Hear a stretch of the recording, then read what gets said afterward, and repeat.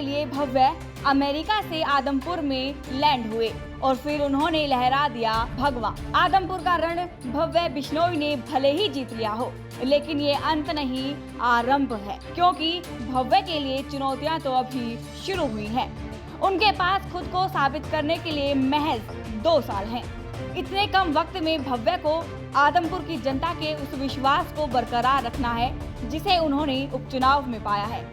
यूं तो किसी भी विधायक को जनता 5 साल का वक्त देती है, मगर भव्य के मामले में स्थिति थोड़ी अलग है। उनके पास 2 साल हैं, जिसमें न सिर्फ जनता की उम्मीदों पर भव्य को खरा उतरना पड़ेगा, बल्कि आदमपुर की बदहाल स्थिति को भी संवारना पड़ेगा।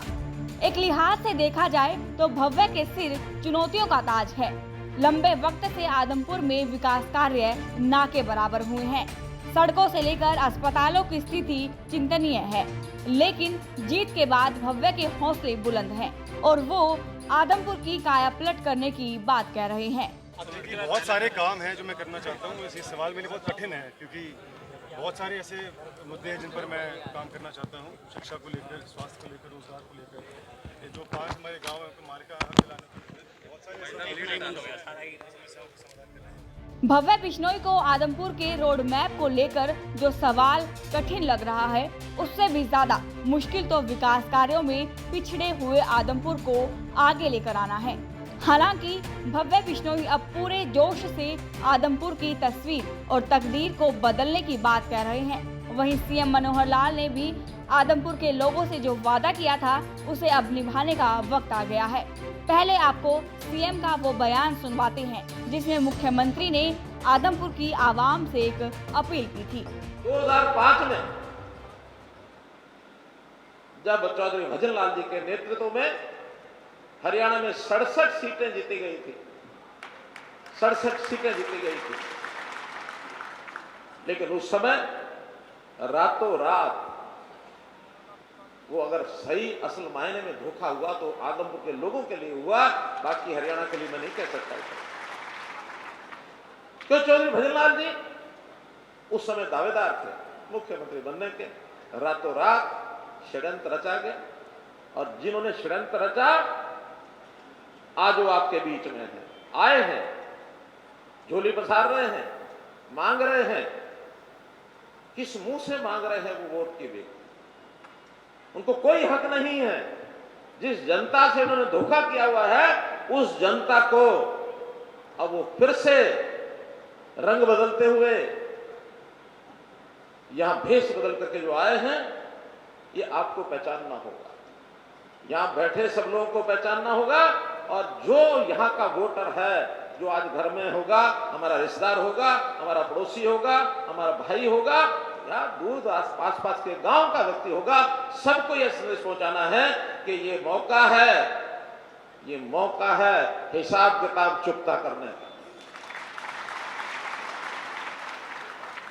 तो मित्रों, जैसा मैंने बताया, 2 साल का ये चुनाव है, 2 साल के लिए है। मैं तो इतना ही कह सकता हूं कि 26 साल से सत्ता आपसे दूर रही, लेकिन इस 2 साल की निश्चित भागीदारी का जिम्मेवारी ये मैं लेता हूं। आप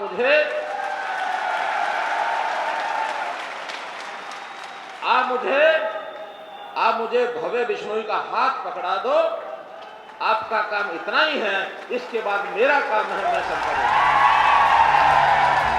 आदमपुर की जनता ने तो भव्य का हाथ सीएम को पकड़ा दिया, मगर अब बारी सीएम साहब और भव्य की है आदमपुर की जनता का साथ देने के लिए। वैसे आदमपुर की जनता ने साथ तो कुलदीप बिश्नोई का भी दिया है। कांग्रेस छोड़ने के बाद कुलदीप बिश्नोई ये कहते फिरते थे कि आदमपुर की जनता उनका परिवार है और लोगों की लाख नाराजगी के बाद भी जनता उन्हीं का साथ देगी, और ऐसा हुआ भी। आदमपुर हल्के की जनता ने विश्वास किया हमारे ऊपर, विश्वास किया माननीय मनोहर लाल खट्टर जी के ऊपर। अब ये वनवास खत्म होकर विकास की गंगा बहाना हमारी को खट्टर साहब की प्राथमिकता है। चुनाव से पहले भी शुरू हो चुके थे, लेकिन आचार संहिता के कारण काफी कुछ काम नहीं शुरू हो पाए। लेकिन जैसे ही अभी आज चुनाव रिजल्ट डिक्लेयर हो गए तो कल से पूर्ण रूप से काम आदमपुर के जो रुके थे सब शुरू हो जाएंगे। कुलदीप बिश्नोई तो ये कह रहे हैं कि भव्य की भव्य जीत से आदमपुर का वनवास अब खत्म हुआ है और अब उनके क्षेत्र का विकास विकास होना तय है।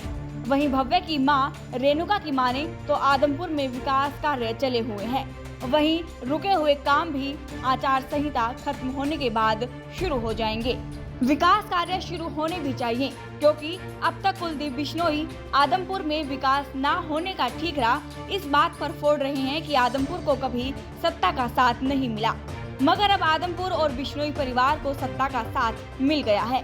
अब देखने वाली बात ये रहेगी कि क्या आदमपुर की आवाम का विश्वास भव्य बिश्नोई बनाए रखते हैं या फिर नहीं। आपकी क्या राय है, कमेंट सेक्शन में लिखकर जरूर बताएं। Bureau report, Punjab Kesari TV. हमसे जुड़े रहने के लिए हमारे YouTube चैनल को सब्सक्राइब करें और नई वीडियो की नोटिफिकेशन के लिए बेल आइकॉन को दबाएं। अगर आप ये वीडियो Facebook पर देख रहे हैं तो लाइक जरूर करें और ज्यादा से ज्यादा शेयर करें। धन्यवाद।